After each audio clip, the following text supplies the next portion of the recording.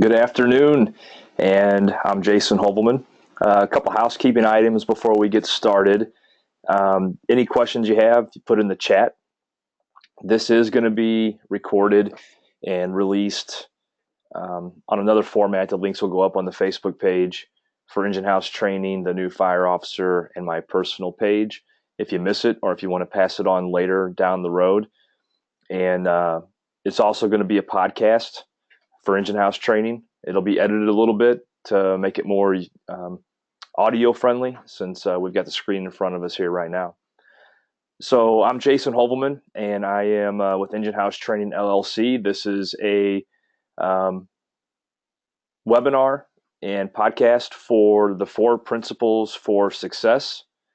And right now we're live. It's going to be recorded, like I said, and I'll try to answer questions as the segment allows. If I don't get to it right away before we end the show, I'll make sure we answer all the questions that you have coming in. For the podcasters, if you have questions about the content, feel free to send me an email or a Facebook message or whatever format the podcast you find it in. You should be able to send a request for additional information. So without any further ado, we'll move on.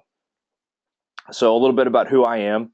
I want to encourage you to check us out at enginehousetraining.com, thenewfireofficer.com, and both of those are on Facebook, Twitter, the social media. I've got my own podcast. It's just simply got podcasts on it called jasonhobelman.com, and it's more leadership based. It's got some of these, the tactical things that we do through Engine House Training, but it's mostly leadership and self-improvement.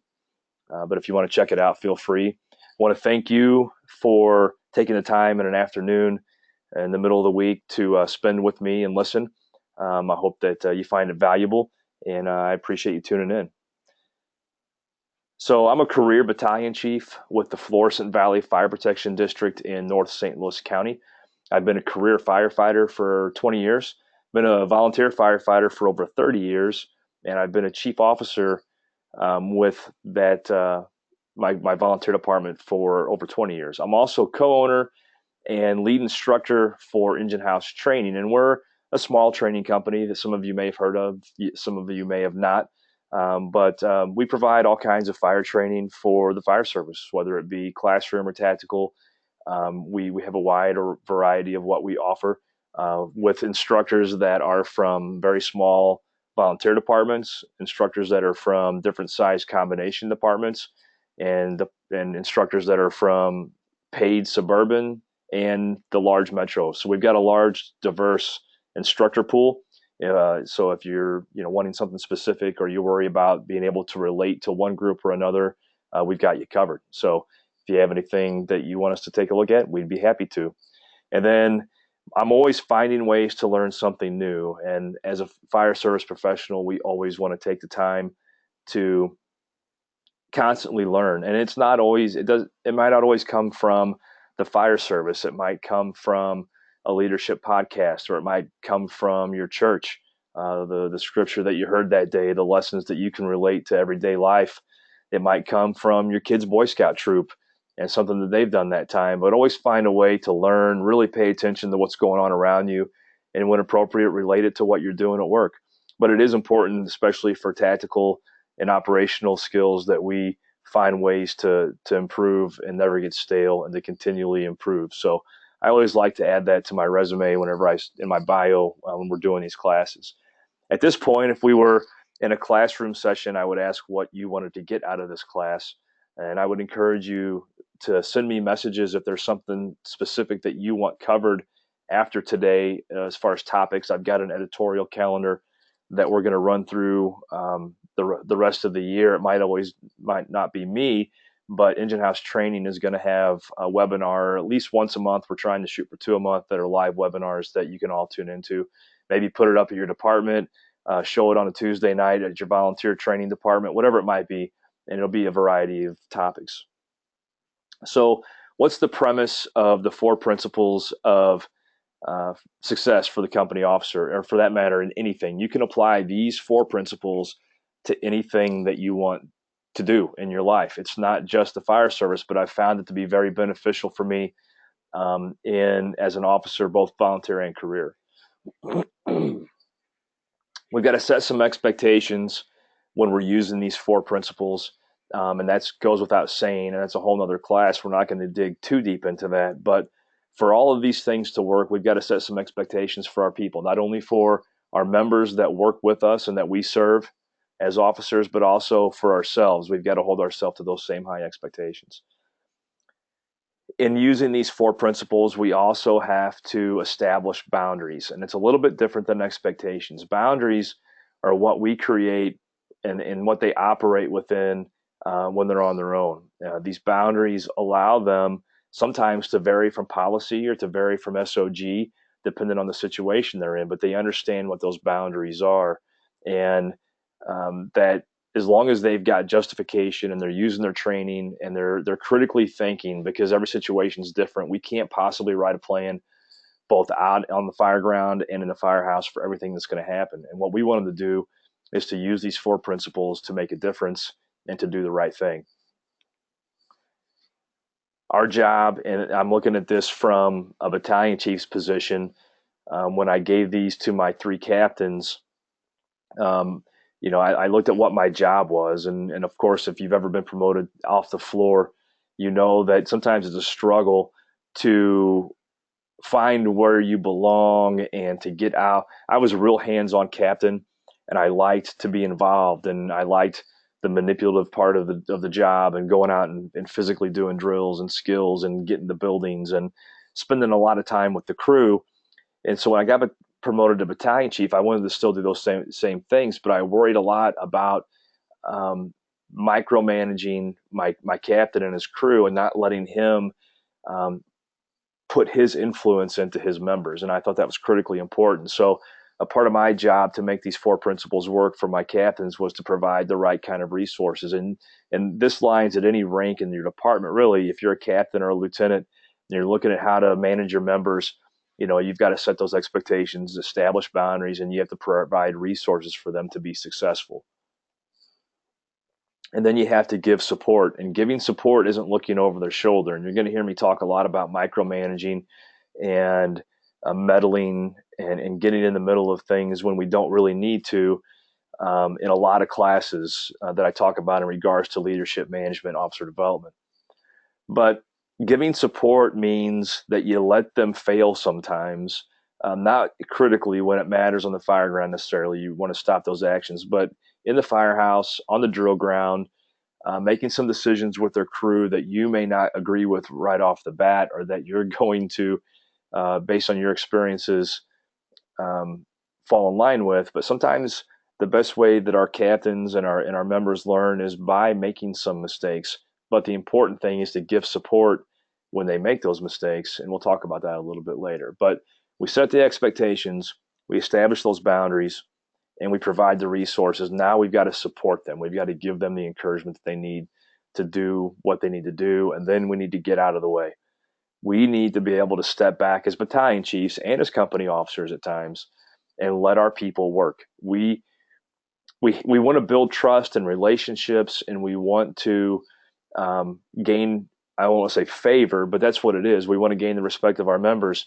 And in order to keep that, and in order to build it, we have to get out of the way sometimes. We have to know when to be quiet. We have to know when to let them do their thing. And more times than not, I have found that they're successful, and they usually go beyond what those expectations are. They go beyond what the typical results might be. So it's important that you learn how to get out of their way, and sometimes, and for some people, get out of their own way. So let's move into the four principles, and we'll dig into this a little bit deeper. So the four principles that I came up with after setting expectations for both my crew as a captain and as a battalion chief, I thought about all the things that I wanted my members or my captains to embody, what I wanted them to express and to use on a daily basis to be successful, but yet still follows the policies, guidelines, and expectations that we have for them organizationally and for me personally. And that's going to help them succeed, and it's going to help make their members succeed. And I've always told them, and we'll say it for them, but I've got four priorities as an officer or as even a member of your organization. The first priority is the community or the citizens that we serve. The second priority is our organization. That's who gives you your authority as an officer, is the organization. And it's also who provides the service to our community.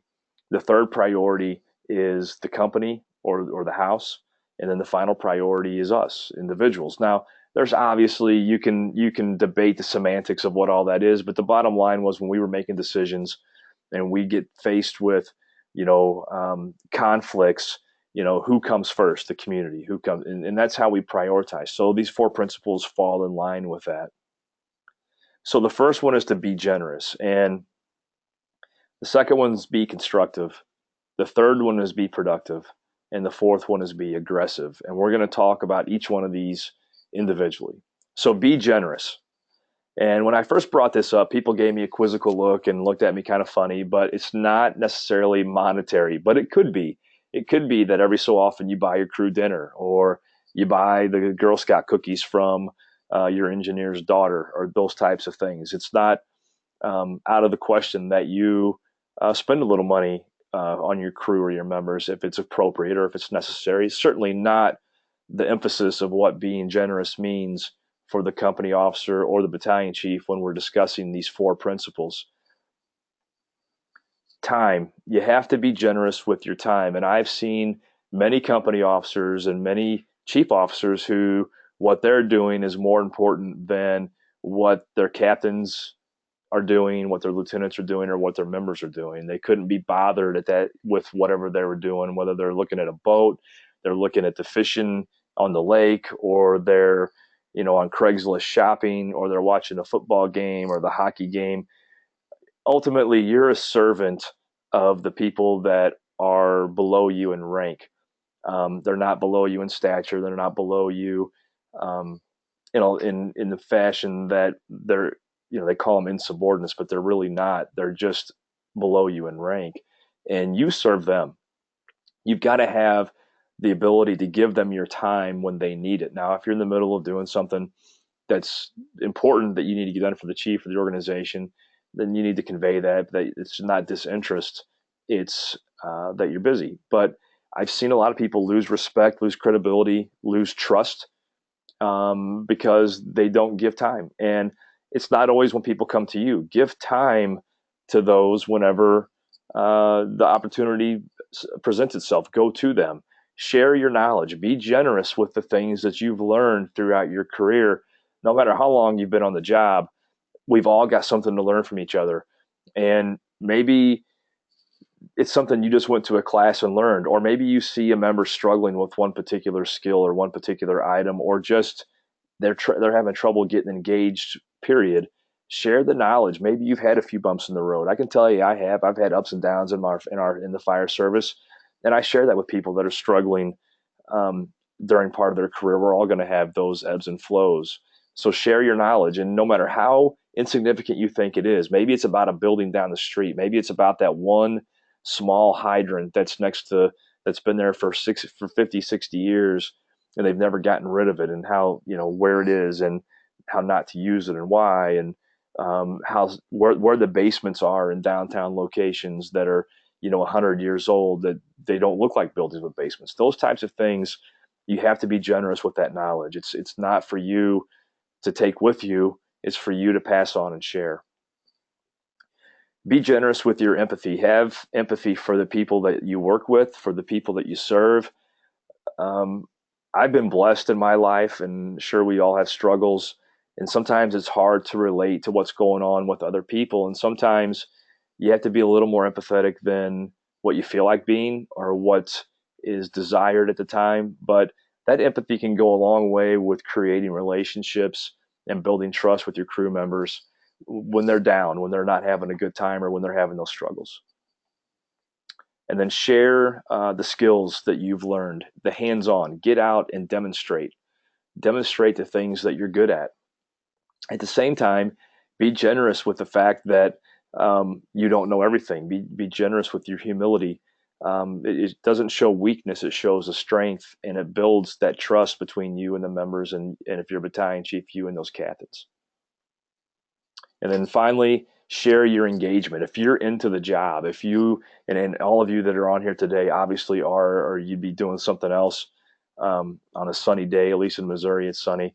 But share your engagement, and I don't mean over the top, you know, like Price is Right, running down the aisle screaming and hollering, but share your engagement. It is effective, and I've seen crews when the captain has been engaged change and turn around to be an engaged crew. And I've seen crews where the captain wants nothing more than to sit in their bunk or the desk all day and do nothing, and the crew does the same thing. So be generous with that engagement. How do you keep it? The things that you do, your attitude's infectious. So be generous with you. Be generous with you, and share the enthusiasm that you have. Don't tamper it down because you've got a member or two that you don't think is going to buy into it. That's their problem. Okay, your job as the officer is to keep everybody engaged, like we just talked about, to have sharp skills, to be empathetic to other people's situations, to have knowledge, to spend time sharing the job, and we want them to be enthusiastic. This is all part of creating that environment that we talk about. The officer creates the atmosphere of the environment, and being generous is a huge part of that. The next thing we want to do is we want to be generous, or be constructive. I'm sorry. And so many times in the fire service, we have a, I guess, a demeanor sometimes that we can really put people down. People that are weak or are perceived to be weak, or that are not as skilled, they're not as cool, um, they have different interests, can be easily demeaned and ridiculed. And that's a cowardly response from any of us that does that to another person. It's not going to help the crew. It's not going to help the organization. It certainly isn't going to help the community when we treat people that way. So we always want to remember what our own struggles have been and currently are, so that we can relate. We can pass these things down to our crew, and also let your people be constructive with you. I can tell you a few weeks ago, it's probably been a little over a month ago, we had a captain's meeting, and all three of my officers expressed the same frustration with a few things that I was doing as a battalion chief. And obviously, nobody likes to hear that you're doing something wrong, or you're not doing something the way that they think it should be done. But you've got to take a real hard look, and they presented it in a very constructive manner. It wasn't an attack on me. It wasn't blindsiding me, so to speak. But it was, I gave them a platform to express their problems or concerns, and they did it. At the same time, you've got to be able to accept that constructive criticism, and help yourself. And it all comes down to understanding our struggles and what other people are going through, and being constructive when we need to make changes, and deal with challenges. Um, make every challenge yours, um, and make sure that we make a learning experience out of all of it. If we just sit down and complain and talk about how bad things are, that's not very constructive. But whenever we sit down as a group, or somebody comes to you, a member comes to their officer asking for help, or you notice it, we need to make that challenge a learning point. Maybe we need to drill on that particular skill that they're struggling with as a crew. Or maybe we need to maybe another crew member that's struggled with the same thing that would be open to sharing in a constructive way. The thing we don't want is isolation. As a crew, we've got to be a crew. We've got to be, we've got to take care of each other, and be constructive. When somebody screws up, it's real easy to make fun of them. It's real easy, and I can tell you this is a great thing when we start talking about May days. They've done studies. One of the reasons firefighters don't call May days is because they might live through it, and when they do live through it, they're ridiculed. They can be made fun of. We had it in our department. We had a guy get lost. He was freelancing a little bit, got lost in a small house, called a Mayday. He was found by the nearby engine company, and he took a lot of heat for that. I mean, he should have been talked to by his officers about the freelancing, and it should have been mitigated and remediated, and all the things that come along with calling a Mayday. And luckily, thank goodness, nothing happened to him. But I tell you what, man, he's taken a beating for that over the years, and it shouldn't be that way. Take a breath and be patient. There are some people that are going to try you. They're going to push your patience to the boundaries, and you're going to have that one person that pushes your buttons. We all do, and as officers, we have to be able to avoid reacting to that. So a part of being constructive and answering those questions without a tone, without an attitude, without sarcasm, is to take a breath and be patient. As much as what you say can be damaging or perceived as demeaning, your body language can be the same way. So it's real important to pay attention to those things. It does affect crew members over a long period of time when we are not constructive with our comments and our actions. Now, some people just need discipline, but that's a totally different situation. We're talking about people that struggle, and some people flat out are not made out to do this job.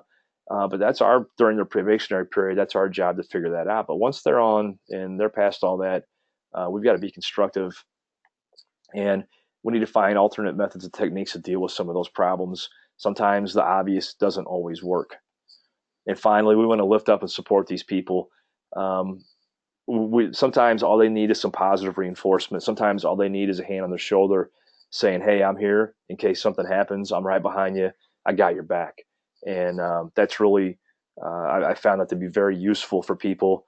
And I'll tell you, I had a guy a year ago at our department that tested for captain that didn't get it. He struggled on the department for a while and didn't have the best of attitudes. And he asked me point blank after his captain's interview what he could do better. And I told him, and I was very upfront and very honest with him.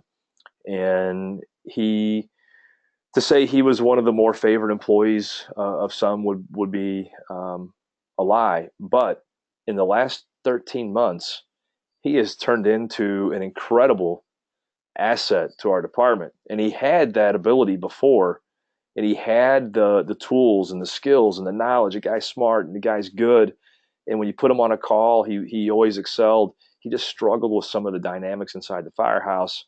But we had a constructive talk privately. We had a conversation. He wasn't happy initially, but I'm here to tell you he's one of the better employees we have right now, and he does a fantastic job. And we've given him some responsibility that he's carrying through with, and done better than we could have expected him to do. So don't discount what positivity, what support, what putting a shoulder on putting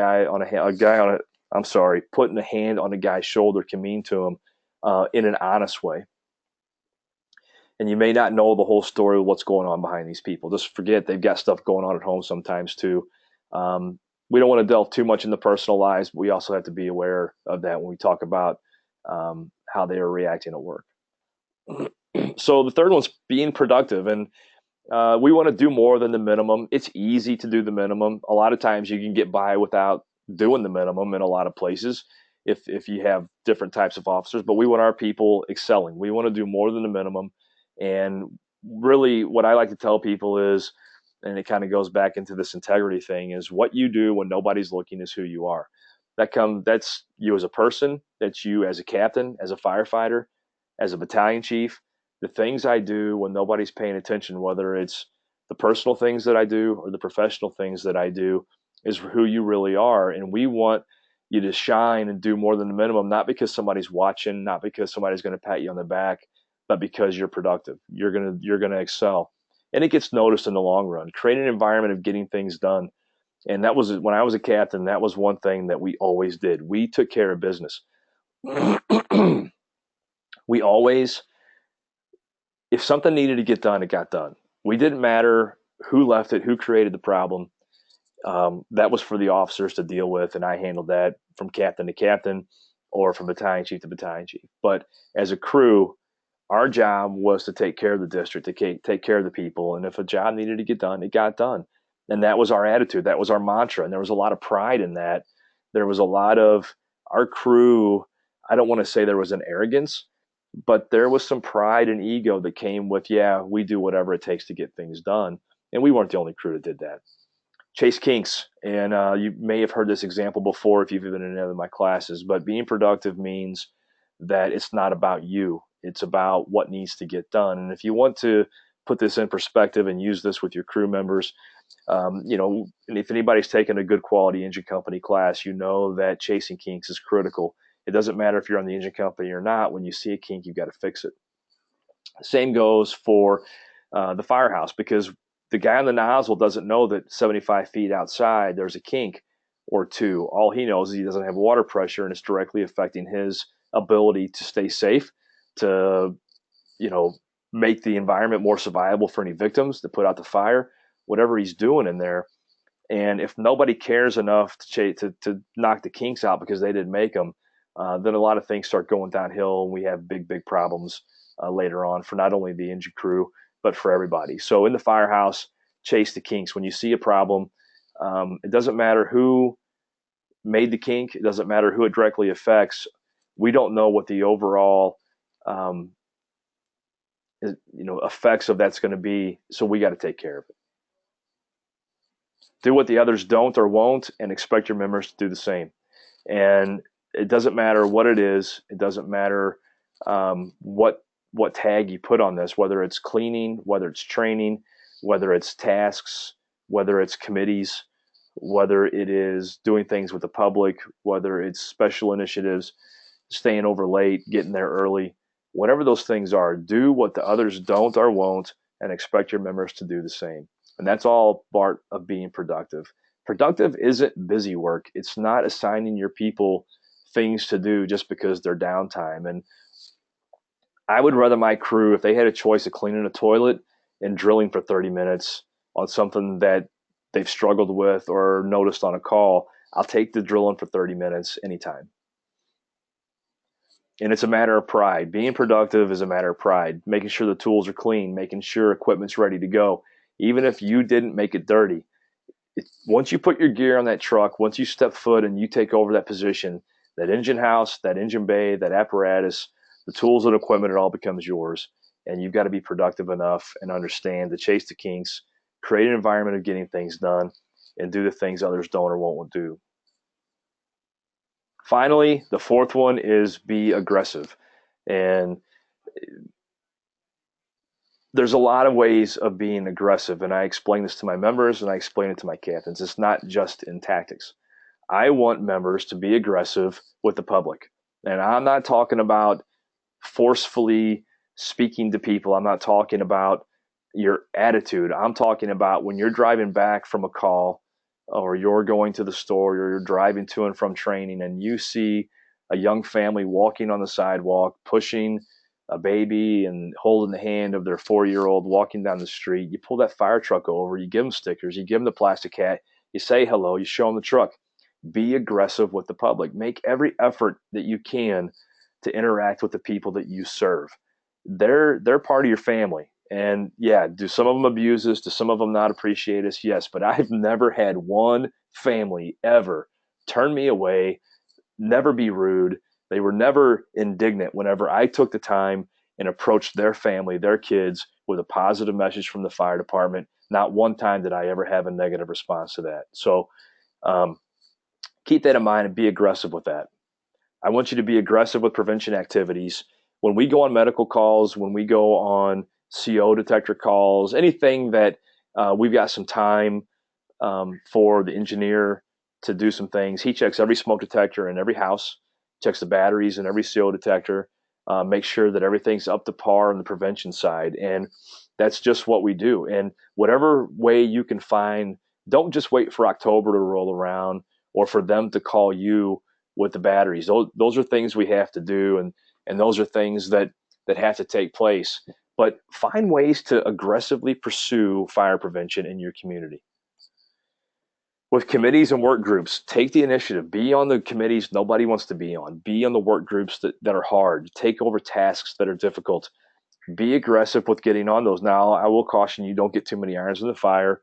Make sure that you're spreading your time around evenly and being balanced, but be aggressive in doing those things. Don't wait for somebody else to do it. And I can tell you as a battalion chief that interviews captain candidates, when it's a tie or it's close and we start nitpicking on who's got what, the guys that are more involved are the ones we want promoted. So, and we also want we want the go-to crews. Those guys are the ones that get stuff done, and be that crew, be that officer. Be aggressive with learning. Learn everything you can. I'm going to give you a resource that's not fire related. There's not a single fire related class on this website, but it's called edX, and it's got major universities and colleges from all over the world you could take free classes with. And you can take management classes, you can take finance classes. They're completely free. They're all online. You can turn in assignments. You can pay a little bit and get a certificate, like $150, $75, $50, and get a certificate. But the point is, it doesn't have to cost you money in order to learn. The fire service, fireengineering.com. You can go to Engine House Training and watch videos. You can read the blogs.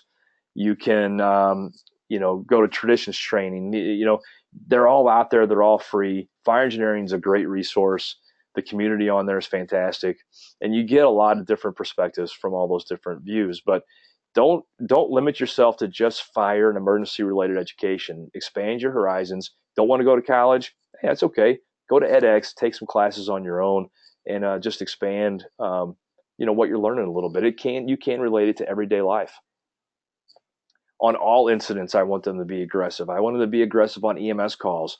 It's not how you're handling people, okay? I'm not throwing people around, but we're aggressively treating EMS, whether it's an emergency to us or not. We're aggressively doing the things that the community and the citizens expect from us.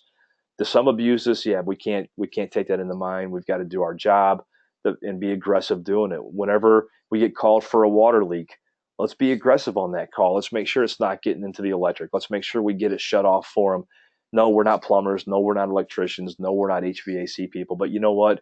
We can make a difference in those people's lives, and we can be aggressive in doing it. In making corrections, don't let things go on for too long. Don't let them exacerbate and get worse. Be quick and aggressive in making corrections with challenges and problems that come along, whether it's disciplinary things or whether it's just simple tweaks or things that we notice on calls or during drills that we know we need to change. Sometimes it's equipment. Sometimes it's gear. The way that we've been doing it for the last 20 years as far as hose loads or things of that nature, maybe we have to make some changes. Be aggressive in those things. Do some research. Take some classes. Don't just take things at face value. Dig in and get real intimate with what you're doing and do it aggressively. And finally, yes, I believe in fighting fires aggressively. I believe in whether you're interior or exterior, you have to be aggressive. I can tell you my department, 98% of the fires that we fight are done from the interior. A lot of that has to do with the type of buildings we have. It has to do with the resources that we have available. But with that being said, you can be very aggressive from the exterior when it's necessary. But just be aggressive. I don't want them standing back. What that means is I want my captains making decisions. I'm not going to be the battalion chief telling them what line to pull, where to go on a single family residential fire.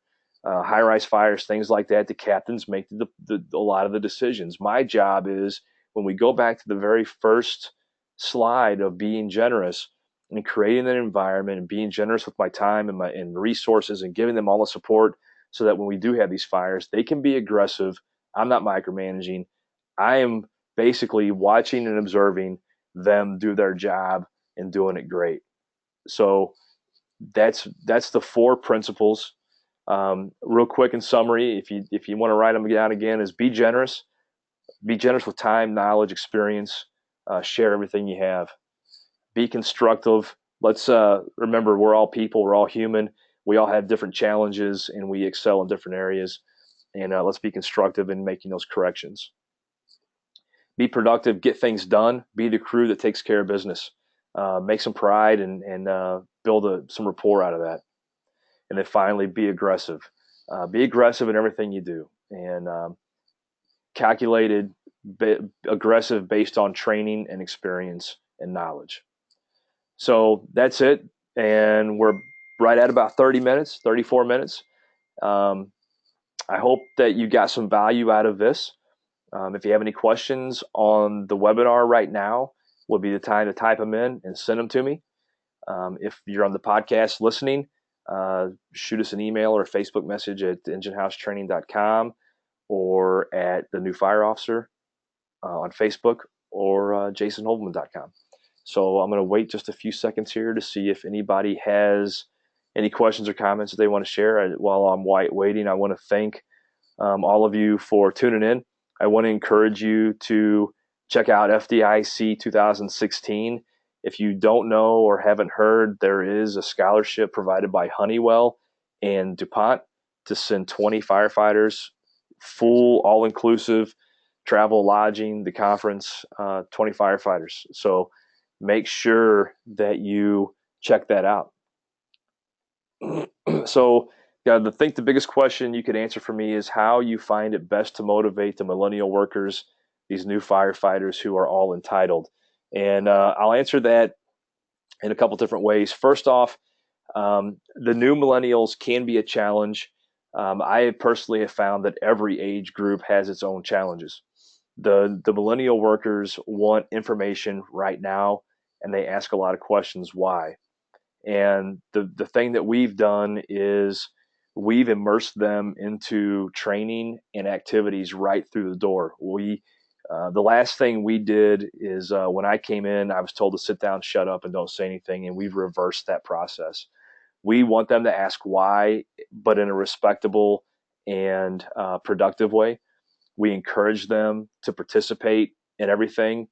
We don't blame them really for the way they are. Let's face it, anybody that's got teenagers or early 20s, we raised them.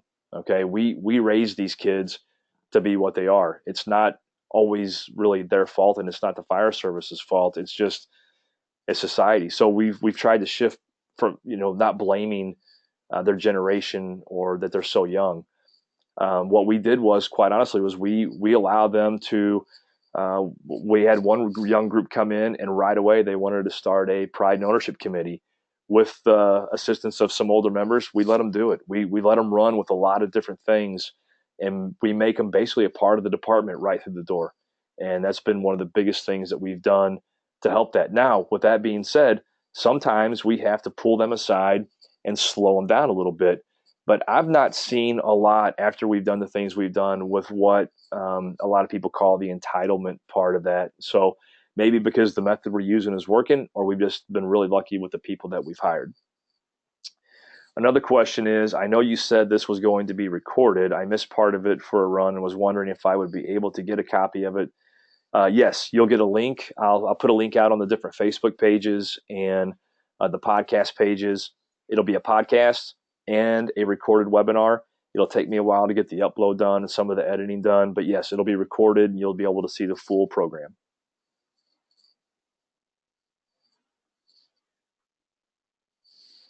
Any other questions? We had a pretty good audience today. If you like what you heard, like I said, we're going to do these, try to do them twice a month, but at least once a month. And we're wanting to, if there's certain topics you guys are struggling with or a department's struggling with, we want to hear about it and we want to know about it. And we'll do our best to get it up for you and answer some questions that you might have.